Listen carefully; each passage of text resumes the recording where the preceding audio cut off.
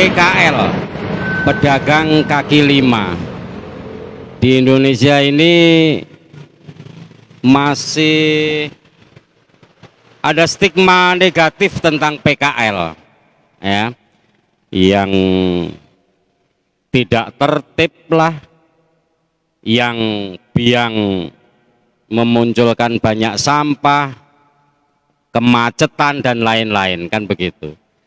Kali ini kita sudah hadir bersama Kang Toha, ya, Ketua Paguyuban PKL di wilayah Sunan Kudus. Jadi prinsip bahwa di PKL ini penggusuran no, pemberdayaan yes. Nah, jadi pembangunan city walk di sepanjang Jalan Sunan Kudus ini adalah bukti keseriusan pemerintah untuk memberdayakan UMKM, dalam hal ini termasuk PKL, kan begitu. Menurut Kang Toha, bagaimana? Karena paling tidak sampean dan anggotalah yang pada saat pembangunan City Walk ini dimulai yang berdampak langsung. Kira-kira bagaimana menurut jenengan sebagai Ketua PKL di Jalan Sunan Kudus ini? Alhamdulillah, terima kasih bahwa pembangunan City Walk ini, benar kata Kang Fikri bahwa ini adalah bukti bahwa keseriusan pemerintah dalam memberdayakan kami para PKL, sehingga nanti kehadiran kami benar-benar menghapus stigma negatif PKL, sehingga nantinya ke depan bila ini nanti sesuai apa yang kita cita-citakan Kang Fikri, bahwa nanti benar-benar PKL ini menjadikan kehadiran kami bukan menjadi biang masalah, tapi menjadi faktor keindahan, elemen, menjadi support, elemen yang keindahan, lebih menambah estetika Kabupaten Kudus, kan begitu. Betul, gitu. Ada berapa anggota yang sekarang ini eksodus ke Gang 1? Semua anggota yang di paguyuban kami itu mulai dari jembatan Kaligelis sampai ke alun-alun itu jumlahnya 51, Kang. 51 pedagang. Ya. Yang semuanya menggantungkan nasib diri dan keluarganya ini pada jualan, kan begitu. Betul. Kemudian Kang Toha, konsep City Walk ini kan yang jelas ingin menampilkan bahwa Kudus ini memiliki ruang UMKM yang dengan konsep modern, dengan City Walk, ya seperti City Walk yang ramah, yang modern, yang ramah pejalan kaki dan lain-lain. Harapannya kepada pemerintah Kabupaten Kudus terhadap nasib sampean dan anggotanya, 51 anggotanya ini. Harapan kami sangat besar adalah pembangunan City Walk ini nanti akan mengangkat ekonomi, menambah ekonomi, mengangkat kesejahteraan ke 51 anggota, Kang. Jadi dengan keberadaan ini yang dulunya memang daerah sini menjadi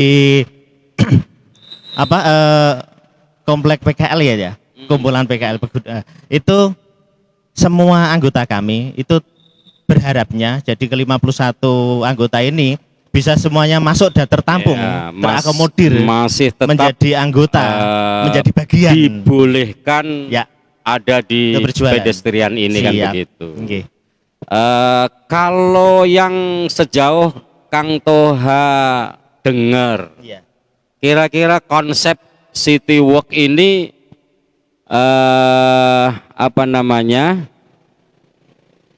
sudah ada gambaran belum nanti akan seperti bagaimana? Sedikit yang saya dapat informasi tentang konsep yang ada di City Walk nanti, itu ada beberapa elemen, ada beberapa apa itu bagian dari City Walk. Jadi ada pedestrian yaitu pejalan kaki, ada klaster untuk PKL atau UMKM, ada juga di sana ruang publik dan di sana ada penunjang-penunjang yang lain, Kang. Jadi harapan kami nanti kehadiran PKL ini yang sudah ditata sedemikian rupa apiknya ini itu tidak justru akan membuat kekhawatiran toko-toko yang ada di sini nanti akan terganggu atau bagaimana, tapi justru kebalikannya, Kang. Jadi akan dengan kehadiran kami akan menambah minat masyarakat untuk datang ke sini. Jadi mampir ke toko, iya, ya. mampir ke toko dan lain-lain, tidak mengganggu, istilahnya begitu, Kang. Jadi ini kan kita bisa lihat dari sini ya, bisa dilihat dari sini bahwa space yang disediakan untuk City Walk ini kan mungkin dari trotoar lama, Iya. ke dibangun trotoar baru ini kan sudah agak cukup lebar ya. Iya. Artinya ketika kemudian nanti di bangunan yang baru ini kemudian ada tenda-tenda. Iya. Sementara di belakang di belakang tenda itu ada toko. Ini kira-kira kekhawatiran pemilik toko seperti apa? Kalau menurut Kang Toha, dan mungkin punya konsep bagaimana ini supaya toko ini justru kehadirannya City Walk ini lebih rame lagi kan begitu. Iya. Ada konsep apa? Jadi seperti ini yang kita ketahui, Kang, bahwa kita lihat sekarang ini bahwa di depan trotoar lama itu kan dibuatkan trotoar lagi baru yang lebih rendah. Jadi andai kata nanti konsepnya kami berjualan dengan tenda di depan trotoar lama, yakni di trotoar yang baru ini, kemudian bagian trotoar lama tetap free, bebas untuk pejalan kaki, artinya tidak menutup kemungkinan nanti bahwa dengan keberadaan kami tetap jualan di trotoar lama ini tidak mengganggu aktivitas toko yang ada di belakang, kan? Karena space trotoar lama masih cukup ya untuk area jalan kaki dan lain-lain kan begitu. Betul. Jadi sejauh ini Kang Toha, kondisi real yang saat ini dialami oleh anggota panjenengan, yang sekarang itu sementara di Exodus ke Gang 1 ini, kondisi realnya bagaimana ini? Artinya jangan terlalu dibandingkan dengan yang di sini ya. Minimal capaian target kenonggo mangan dino iki itu kira-kira kondisi realnya bagaimana? Oke. Untuk seperti yang Kang Fikri sampaikan bahwa untuk cukup digo mangan dino iki, alhamdulillah doa Kang Fikri ya sedemikian, Kang. Cukup untuk mangan dino iki, artinya bahwa memang kami sekarang ini posisi prihatin, Kang. Ibaratnya kondisinya itu jerit, ning suarane jono lirih-lirih masih untung. Siap. Daripada nanti jerite wis ora ono suarane, ini malah yang begini. Kami dalam keprihatinan ini ada beberapa faktor, kan. Jadi pertama karena memang pandemi Covid ini ya memang demikian, semuanya absek, memang sedang lesu. Ditambah lagi penutupan jalan yang ada di alun-alun kan nanti berimbas ke Gang 1. Ditambah lagi memang daya beli berkurang dan tempat tidak di tempat yang semula. Jadi ya memang sedang prihatin, Kang, ya. Tapi keprihatinan ini kami masih berdoa semoga nanti dapat ijulnya, dapat gantinya yang lebih baik dengan kami berada di City Walk ini jika jadi nanti, gitu, kan. Tapi saya dengar Mas Toha, dari rumor ini yang akan ditampung kembali ke area City Walk ini kan dibatasi. Iya. Sebutlah angka misalnya hanya 30 space yang disediakan untuk PKL lama. Iya. Menurut Kang Toha, sebagai ketua PKL? Saya mendengar memang ada kabar bahwa ada kabar dari Dinas Perdagangan bahwa nanti kami ke-51 ini hanya dibatasi, hanya diakomodir 30 warung saja. Nah, ini menjadi kami lebih prihatin lagi kan, bahwa di saat kami prihatin di Gang 1 ke-51 ini ternyata kabar yang saya dengar itu hanya 30 warung saja yang bisa masuk ke sini lagi. Pertanyaannya terus yang lain mau kemana? Dibawa kemana? Ya, kan gitu kan. Kami tetap masih berharap, tetap masih berusaha, masih berdoa semoga saja dengan pembangunan City Walk ini dengan konsep yang seperti yang saya ceritakan tadi Kang, itu jumlah yang 30 tadi tidak benar-benar 30 tapi bisa lebih dari 30. Syukur-syukur ke-51 ini bisa tertampung semuanya masuk ke area City Walk ini. Kasar seperti itu Kang. Ya, tapi ada dugaan memang pada saat mereka itu berjualan di Gang 1 kemudian kondisinya sepi dan harus setiap hari itu absen aktif ya. Aktif. Artinya tidak bisa disiasati gledeke ono wonge tidak ora bisa, ono kan iya. gitu. Betul. Lah kira-kira upaya seperti itu mungkin bisa dimaknai ini akan bisa dijadikan dasar untuk menjaring siapa yang loyal dan siapa yang tidak loyal sehingga nanti akan muncul angka dari 51 turun ke 30. Apa seperti itu, Mas? Ada kekhawatiran seperti itu? Ada kekhawatiran seperti itu kan. Jadi memang selama ini selama kita pindah di Gang 1 itu setiap hari kami itu diabsen. Diabsensi dari petugas bea retribusi. Itu semua diabsen setiap hari. Yang tidak jualan ya dicoret, ada tanda. Jadi yang absen nanti ditanda. Termasuk juga yang hanya hadir tapi tidak jualan, itu ada notulen di sana. Jadi ada catatan. Nah, dari absensi itu membuat kami semua menjadi khawatir Kang, bahwa ini ada apa kok sampai di absensi ini? Apakah memang benar bahwa kita hanya dibatasi 30? Kalau kita lihat dari bentang jalan sedemikian panjangnya ini, kalau space-nya 3 meter kalau 30 kok lebih Kang. Kalau 30 lebih. Jadi kami tetap berharap positif bahwa kami ke-51 ini bisa terakomodir untuk masuk ke menjadi bagian dari City Walk ini. Terima kasih. Tapi mungkin ada pertanyaan dari masyarakat luas ya bahwa konsep City Walk nanti kan katanya Kudus itu mau memiliki seperti Malioboro yang ada di Yogyakarta. Ya.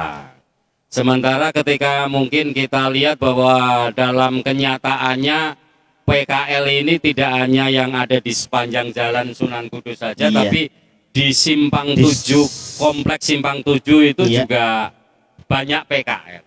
Tentu mungkin pertanyaannya ketika City Walk ini sudah jadi dan sudah mulai aktivitasnya, apakah mungkin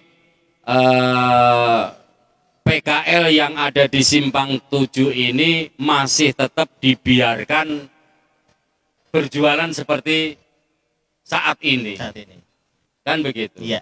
Kalau misalnya yang dari PKL Simpang 7 kemudian include masuk ke space City Walk, terus apa itu mungkin kan begitu?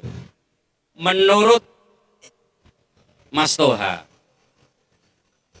kira-kira bagaimana itu? Ya, seperti kita ketahui Kang bahwa pedagang yang di Simpang 7, selingkar Simpang 7 itu hampir kebanyakan mereka, hampir semuanya itu bukan pedagang makanan berat, artinya mereka makanan ringan, entah itu apa kopi kacang, gorengan atau apa.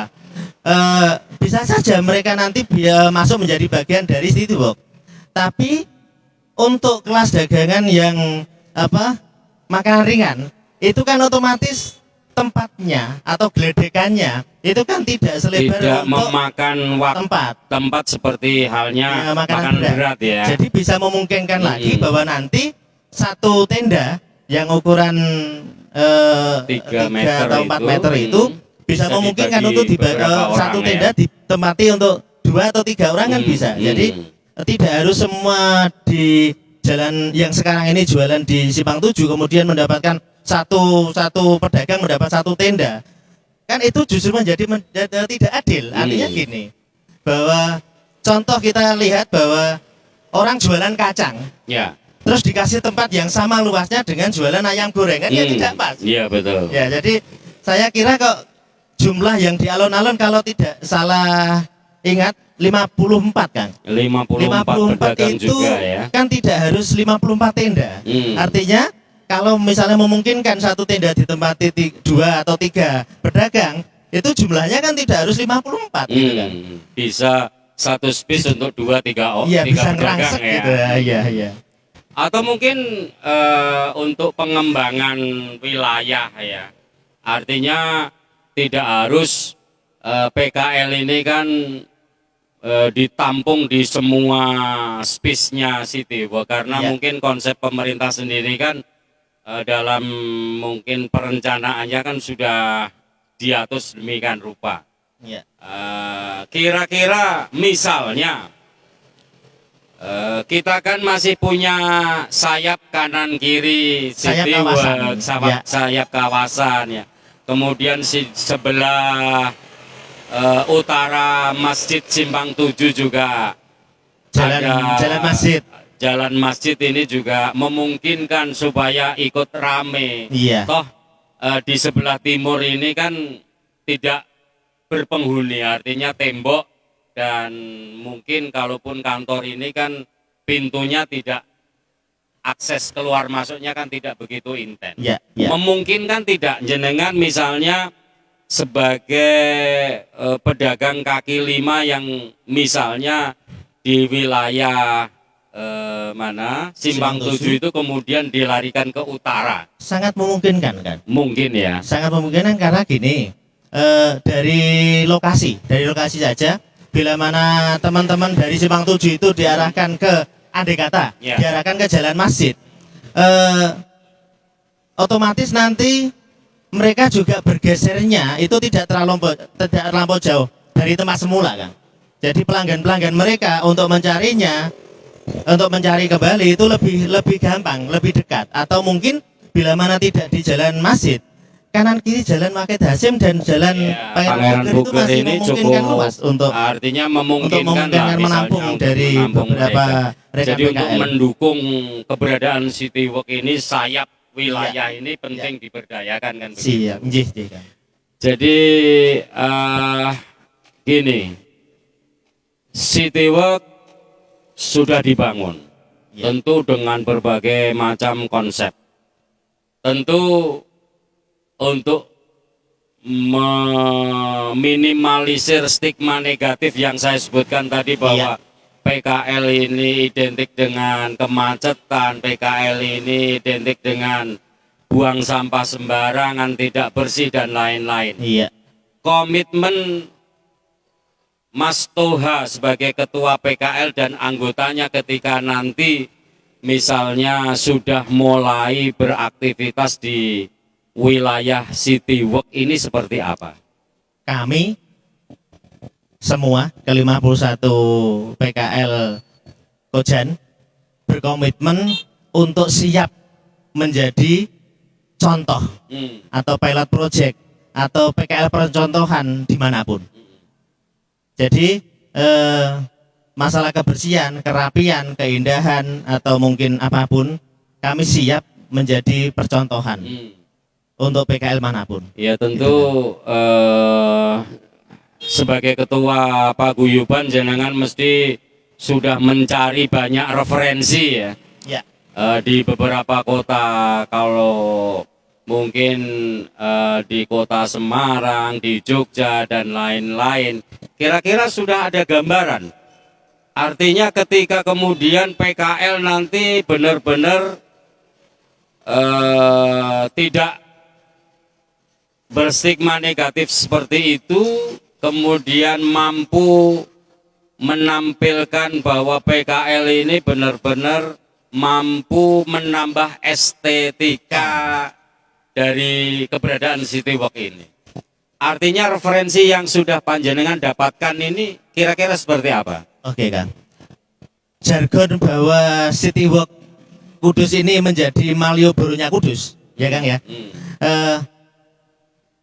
Kami yakin bahwa kami bisa memenuhi itu dengan pemberdayaan dari Dinas Perdagangan tentunya sebagai naungan kami, bahwa kalau Malioboro bisa, kami pasti bisa. Artinya apa? Bahwa seperti kita tahu bahwa pedagang di Malioboro bisa aktif berjualan aktivitas tanpa terganggu. Demikian pula toko yang ada di sekitar sana, di belakang para PKL itu juga masih aktif, eksis. Bahkan dengan keberadaan PKL makin menyedot massa untuk bisa hadir di sana, menjadi kawasan menjadi ramai, menjadi ekonomi menjadi lebih bergeliat lagi.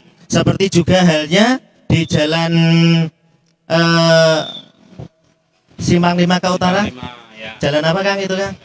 Apa itu? Lupa saya. Itu juga demikian, bakul-bakul sate di sana tetap bisa jualan dengan tidak mengganggu toko yang ada di belakangnya. Itu harapan kami seperti itu Kang. Ya. Mungkin terakhir ini. Ya. Jadi was-was panjenengan dan anggota apakah nanti bisa terakomodir seluruhnya. Amin. Kemudian tentu nantikan juga syarat dengan ketentuan dan persyaratan yang harus dipatuhi dan lain-lain kan begitu. Kira-kira sebagai ketua paguyuban yang selama ini panjenengan dengar curhatan dari anggota panjenengan terkait dengan nasib mereka itu, kira-kira bagaimana Mas Tohai sebagai ketua? Mengenai kewaswasan ya Kang? Ya. Was-was, ya kami akui ya bahwa kami khawatir, kami was-was karena muncul angka 30 tadi Kang. Bahwa kabar yang kami dengar bahwa di sini hanya mampu mengakomodir ke 30, hanya 30 warung. Kami sangat was-was. Kami tetap berharap, kami tetap berdoa. Semoga tidak hanya 30, tapi lebih. Syukur-syukur semua 51, syukur-syukur lagi nanti teman-teman yang ada di Jalan Simpang 7 masuk ke sini tanpa ada konflik, tanpa ada permasalahan yang berarti. Justru malah kehadiran kami nanti bisa menambah estetika, menambah keramaian dari Citywalk ini. Iya, iya, gitu. Upaya komunikasi apa yang sudah panjenengan bangun dengan stakeholder yang ada di Kudus? Apakah dengan PLT Bupati Kudus, dengan pimpinan DPRD, dengan dinas terkait? Sudah diupayakan seperti apa untuk menjamin bahwa nanti ke-51 anggota panjenengan ini tanpa kecuali bisa masuk ke klaster Citywalk ini? Komunikasi tidak henti-henti saya lakukan, kami lakukan demi memperjuangkan nasib ke-51 anggota ini, agar mereka tidak kehilangan tempat, tidak kehilangan mata pencaharian. Komunikasi dengan intensif dengan Dinas Perdagangan, juga dengan Dinas PUPR sebagai pelaksana proyek, kami tetap selalu upayakan sehingga dapat titik temu atau jawaban yang memuaskan, sehingga kekhawatiran itu tidak terjadi. Tidak menjadi PR ya. Oh iya, betul, kan iya. gitu. Karena ini sangat berkaitan dengan kebutuhan perut Iya.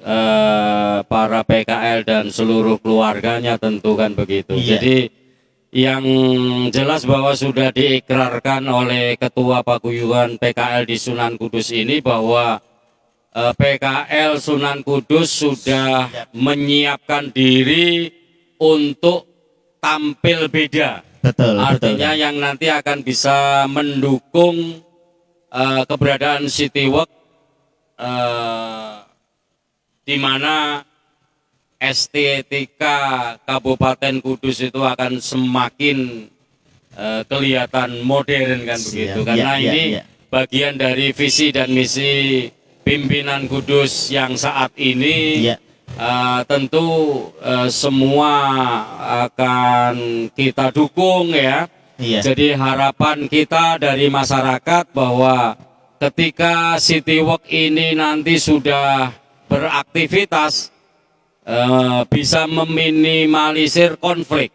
Apakah konflik itu dari PKL sendiri, dari sisi parkirnya, dari sisi mungkin pemilik toko yang sudah ada sebelumnya kan begitu, sehingga paling tidak jangan sampai nanti mengkambing hitamkan keberadaan PKL. Betul. Kan betul, begitu. betul. Iya. Jadi konsep Kang Toha tadi sudah jelas bahwa space yang disediakan untuk pedagang kaki lima di Citywalk ini masih cukup tempat lah ketika mungkin trotoar yang lama ini harus steril dari dagangan apapun. Betul. Jadi ketika jam-jam seperti ini harus steril, tidak ada barang yang ada di trotoar, Bersih. bersih dan ini space untuk pejalan kaki. Iya. Sehingga ketika misalnya di depan toko ada tenda, ini masuk toko ini masih ada akses dan di depan toko masih cukup space-nya untuk pejalan kaki. Iya, betul. Jadi harapannya mudah-mudahan dengan keberadaan Citywalk yang saat ini sedang dibangun, kehidupan perekonomian masyarakat Kudus tanpa kecuali akan semakin baik. Tentunya nanti akan ada hubungannya dengan daya beli masyarakat. Betul. Karena apapun jika daya beli masyarakat ini baik, tentu apapun bisa dibeli kan begitu. Betul, kan? Jadi oleh karenanya terima kasih sahabat dan masyarakat di Kudus, bersama saya Fikri, aktivis lembaga pemerhati aspirasi publik. Kita akan terus menyampaikan informasi-informasi yang saat ini sedang dilakukan oleh pemerintah Kabupaten Kudus. Mudah-mudahan visi misi Bupati Wakil Bupati bisa tercapai dengan dukungan masyarakat semuanya. Terima kasih. Assalamualaikum warahmatullahi wabarakatuh.